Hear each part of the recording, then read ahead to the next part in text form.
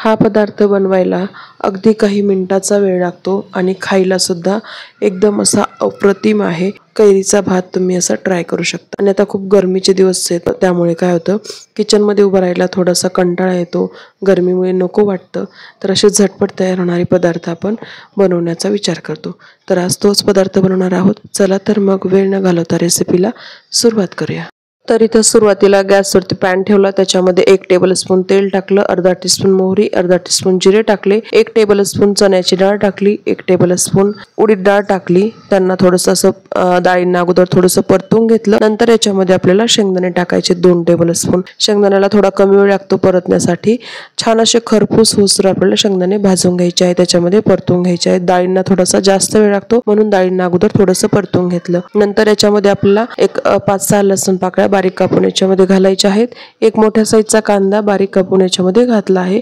याला छान असं ट्रान्सपरंट होईपर्यंत आपल्याला परतून घ्यायचं आहे। कांद्याला थोडंसं असं क्रिस्पी ठेवायचं आहे, कुरकुरीत ठेवायचं आहे। एकदमच त्याला असं जास्तीचं फ्राय करून ब्राउनिश वगैरे करून घ्यायचं नाही आपल्याला। नंतर याच्यामध्ये 5-6 कढीपत्त्याची पानं टाकले, 1 लाल सुकी मिरची टाकली, 1-2-3 मी इथं हिरव्या मिरच्या टाकल्या आहेत उभ्या कापून। यांना याच्यासोबत थोडंसं परतून घ्यायचं आहे आपल्याला। मिरच्यांचा फ्लेवर छान लागतो याच्यामध्ये, म्हणून नक्की टाका, कारण जास्त स्पायसीनेस नको आहे आपल्याला या राईस मध्ये।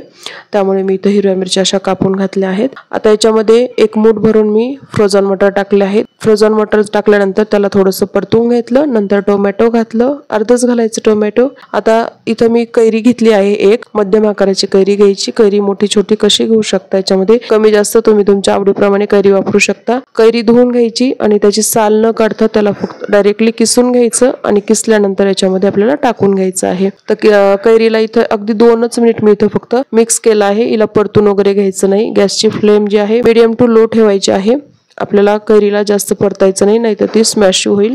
याच्यामध्ये आणखी तुम्ही तुमच्या आवडीची कुठली एखादी भाजी ऍड करू शकता। नंतर याच्यामध्ये अर्धा टीस्पून हळद टाकली, 1 टीस्पून धनापूड टाकली। थोडंसं यांना याच्यामध्ये मिक्स करून परतून घ्यायचं आहे 1-2 मिनिट। जास्त वेळेला परतायची गरज नाही आणि याच्यामध्ये आपल्याला लगेच मीठ सुद्धा टाकायचं नाहीये। छान मिक्स केलेला आहे, पाहू शकता कलर किती सुंदर आला आहे। मीठ टाकलं तर काय होईल, याला पाणी सुटेल आणि सगळ्या गोष्टी ज्या आहेत त्या स्मॅश होतील। त्यामुळे आपल्याला याच्यामध्ये मीठ लगेच ऍड करायचं नाही।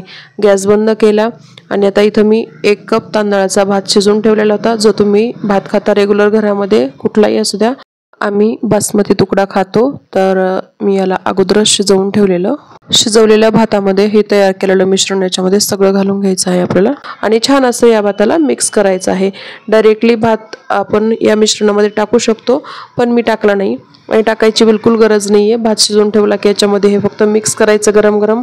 मिक्स करायला थोडंसं पसरट भांडं घ्यायचं आहे। इथं मी बाउल घेतला, पण बाउल मध्ये काही व्यवस्थित मिक्स करता येणार मला, म्हणून मी हे भांडं चेंज केलं आणि ताटामध्ये भात जो आहे तो ट्रान्सफर केलेला आहे। वरतून मीठ घालायचं चवीप्रमाणे आणि थोडीशी कोथिंबीर छान अशी टाकून घ्यायची। मस्त असं मिक्स करायचं, असं छान असा सुटसुटीत आपला हा कैरी भात किंवा कैरी राईस तयार झालेला आहे। हा तुम्ही टिफिनला सुद्धा देऊ शकता। घाईच्या वेळेमध्ये सकाळी तुम्ही फक्त जे आपण कैरीचं मिश्रण तयार केलं ना, ते फक्त तयार करायचं। भात रात्री शिजवून फ्रीजमध्ये ठेवला तरी चालला जातो। मस्त असं आता वरतून हे थोडंसं डेकोरेशनसाठी टाकून घेत आहे। मी थोडंसं ठेवलं होतं मागे, आता छान असं फोटो सेशनही होईल, कारण याचा अगोदर फोटो काढावे लागतील मला थंबनेलसाठी। मस्त असा टेस्टी लागतो, झटपट तयार होतो। अशा गरमीच्या दिवसामध्ये अशा झटपट तयार होणारे पदार्थ आपण नक्कीच बनवण्याचा प्रयत्न करतो, कारण गॅस पाशी उभं राहायचं म्हटलं की खूप गरमी होते, सध्या खूप गरम होतं। म्हणजे मी आता सांगूच नाही शकत, कारण रेसिपीसाठी खूप वेळ मला किचन मध्ये उभं राहावं लागतं, खूप गरमी होते। असं झटपट तयार होणारे पदार्थ नक्की तुम्ही ट्राय करू शकता। जर तुम्हाला ही रेसिपी आवडली तर लाईक करा, शेअर करा, सबस्क्राईब करा, शेजारचं बेल आयकॉन बटनही प्रेस करा। वेळात वेळ काढून रेसिपी पाहिल्याबद्दल धन्यवाद। भेटूया लवकर अशा एका नवीन रेसिपी सोबत। तोपर्यंत हेल्दी खा, हेल्दी रहा। Bye bye.